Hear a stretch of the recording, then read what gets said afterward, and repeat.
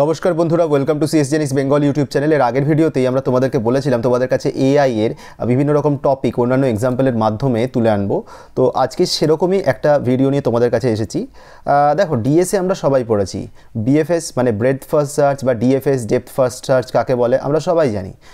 But এই প্রবলেমগুলোর সাথে আমাদের এই প্রবলেমগুলোর যে সলিউশনটা যেটা আমাদেরকে করা হতো, মানে অ্যালগোরিদমস যেটা প্রপোজ করা হয়েছে, এই অ্যালগোরিদমের খামতিটা কোথায় ছিল বা এআইতে আমরা কোন ধরনের খামতি অ্যাড্রেস করছি সেটা বুঝতে হবে।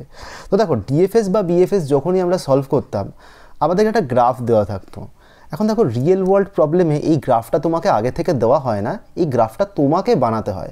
অর্থাৎ যখনই গ্রাফ দিয়ে কোনো একটা প্রবলেম দেওয়া থাকে, সেই প্রবলেমটা হচ্ছে একটা ইন্টারমিডিয়েট রিপ্রেজেন্টেশন, সেটা কিন্তু একদম প্রাইমারি রিপ্রেজেন্টেশন নয়। তো আজকে তোমাদের সামনে একটা প্রবলেম নিয়ে আসবো, যে প্রবলেমটাকে আমরা বিএফএস দিয়ে সলভ করব। দেখো, খুব পপুলার একটা প্রবলেম আমাদের ডিজাইন অ্যান্ড অ্যানালিসিস অফ অ্যালগোরিদমে রয়েছে, যার নাম হচ্ছে 8 পাজল প্রবলেম। হয়তো সবাই কম বেশি নাম শুনেছো। 8 পাজল প্রবলেমটা কি? ধরো তোমার কাছে একটা এরকম 3x3 গ্রিড রয়েছে, ঠিক আছে? এই 3x3 গ্রিড, এতে 9টা ঘর রয়েছে, এর যে কোনো একটা ঘর ফাঁকা, বাকি ঘরগুলোতে আমার এলিমেন্টস রয়েছে।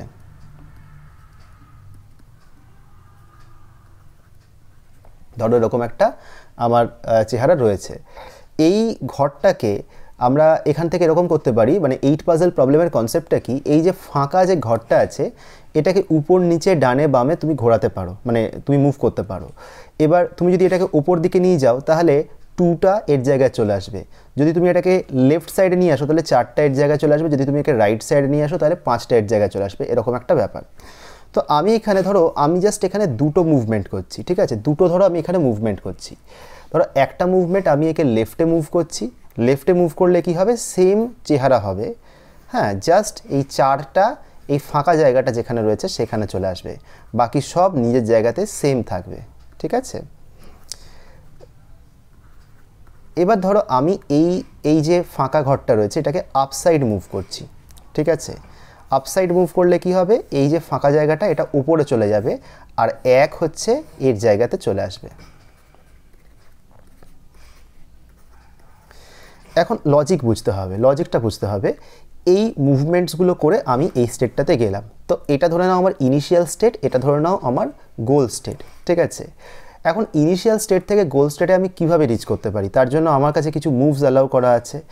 এইবার আমি যদি এই প্রবলেমটাকে এই ইনিশিয়াল স্টেটে যে স্টেটটা দেওয়া রয়েছে, যে চেহারাটা দেওয়া রয়েছে, সেখান থেকে আমি যদি এই গোল স্টেটের চেহারায় আনতে চাই তাহলে আমাকে একটা লেফট মুভ করতে হবে, দেন একটা আপসাইড মুভ করতে হবে। কিন্তু বিএফএসের ক্ষেত্রে ও তো প্রবলেমে আগেই তো জানে না যে কোন মুভগুলো করলে তুমি এই ডিজায়ার্ড স্টেটে আসবে। ও কি করবে, অল পসিবল মুভস করবে, যেটা হচ্ছে ব্রুট ফোর্স অ্যাপ্রোচ, যাকে অ্যালগোরিদমের ভাষায় বলা হয়। আমি দেখাচ্ছি। বিএফএসের কনসেপ্টটা অনেকটা লেভেল অর্ডার ট্রাভার্সালের মতন। তো ও কী করছে, ধরো তোমার কাছে 4টে মুভ করার অপশান আছে, left, right, up and down. তুমি যদি লেফট মুভ করো তাহলে তুমি কোথায় যাবে, তুমি তো এখানে দেখতেই পাচ্ছ। সেই মুভটার ফলে তোমার যে ওরিয়েন্টেশনটা হবে এই বোর্ডটার, সেই ওরিয়েন্টেশনটাকে ধরো আমি আবার লিখি।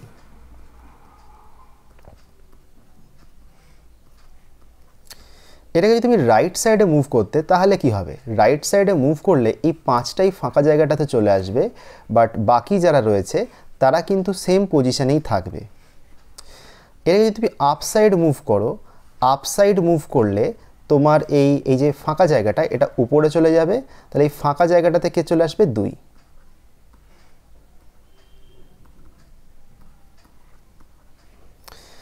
এরপরে ডাউনওয়ার্ডস তুমি যদি এটাকে মুভ করো তাহলে তোমার এই ফাঁকা জায়গাটা নিচে চলে আসবে আর উপরে চলে আসবে 8, ঠিক আছে?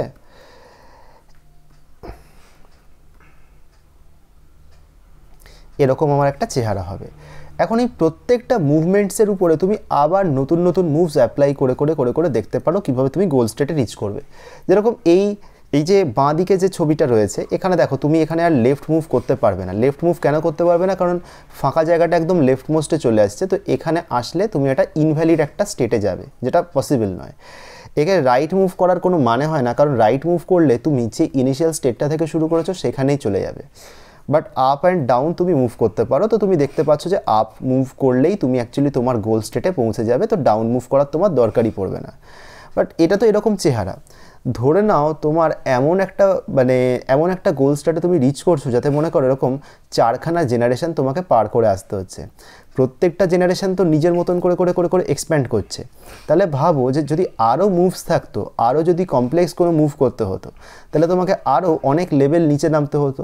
দেখো একটা এই চেহারার থেকে তুমি চারজনকে এক্সপ্যান্ড করেছো, এই চারজনের থেকে যদি প্রত্যেকের থেকে যদি তুমি চারজন করে আবার এক্সপ্যান্ড করতে, তাহলে 4 স্কোয়ার, থার্ড স্টেজে গিয়ে 4 কিউব। তার মানে এই ধরনের প্রবলেম যখন রিয়েল ওয়ার্ল্ডে সলভ করা হয়, তখন দেখো তোমার ক্ষেত্রে এর কমপ্লেক্সিটি অনেকটা বেড়ে যাবে এক্সপোনেনশিয়ালি। এইটা একটা প্রবলেম। এটা যদি বিএফএসের জায়গায় ডিএফএস হতো তাতেও একটা প্রবলেম, কারণ এখানে তুমি যে সলিউশনের যে অ্যাপ্রোচটা নিচ্ছ, সেই অ্যাপ্রোচটা কিন্তু সে বুঝতে পারছে না যে তার কনভার্জেন্স কোন দিকে হচ্ছে। এটা হচ্ছে আমার বিএফএসের প্রবলেম। মানে বিএফএস সলভ করে এই অ্যাপ্রোচে, বাট বিএফএস প্রবলেমেটিক কেন? কেননা বিএফএসের ক্ষেত্রে তুমি আগে থেকে জানো না যে কোন রাস্তাতে মুভ করলে তুমি বেটার জায়গায় যেতে পারছো। বিএফএস ব্লাইন্ডলি সব দিক হাতড়ে একটা ফাইনাল সলিউশনে রিচ করছে। আর এই ডেফিনেটলি সলিউশনটা যদি অনেক লেভেল ডাউনওয়ার্ডস হয়, তাহলে কিন্তু এটা এক্সপোনেনশিয়াল টাইম কমপ্লেক্সিটিতে আমার লিড করবে। তো এই একটা প্রবলেম বিএফএসের। ডিএফএসের দিক থেকে দেখতে গেলেও ডিএফএস ডেপথে যাবে। আমি ডিএফএস নিয়ে বেশি ডিসকাস করব না, কারণ আমি জাস্ট এর ড্রব্যাকটা বোঝাতে চেয়েছি। তো ডিএফএসের ক্ষেত্রে গেলে এই প্রবলেমটা আরও একটা প্রবলেম হবে, যেটা হচ্ছে কিনা ডেপথে যাবে, ডেপথে গিয়ে আবার ব্যাক করে আবার আসবে। তো যাই হোক, দুটোতেই এই প্রবলেমটা রয়েছে যে ব্রুট ফোর্স অ্যাপ্রোচে যেহেতু সলভ করছে, তাই টাইম কমপ্লেক্সিটিটা এক্সপোনেনশিয়ালি চলে যাবে। এবারে আমরা বিএফএসের জায়গাতে পরের ভিডিওতে দেখাবো যে আমরা কিভাবে বিএফএসের এই ড্রব্যাকটাকে আমরা ওভারকাম করতে পারি থ্রু হিউরিস্টিক। তো সেটা আমরা দেখাবো, বাট এটা হচ্ছে বিএফএসের অ্যাকচুয়াল রিয়েল ওয়ার্ল্ড প্রবলেমের এক্সাম্পল। পরের ভিডিওতে আমরা দেখাবো যে কিভাবে আমরা হিউরিস্টিক দিয়ে পুরো প্রবলেমটাকে সলভ করতে পারি। যদি ভিডিওটা ভালো লেগে থাকে তাহলে অবশ্যই আমাদেরকে একটা কমেন্টের মাধ্যমে জানিও। খুব তাড়াতাড়ি নতুন এই বিষয়ের কন্টেন্ট নিয়ে আবারও তোমাদের সাথে দেখা হবে। ততক্ষণের জন্য ধন্যবাদ।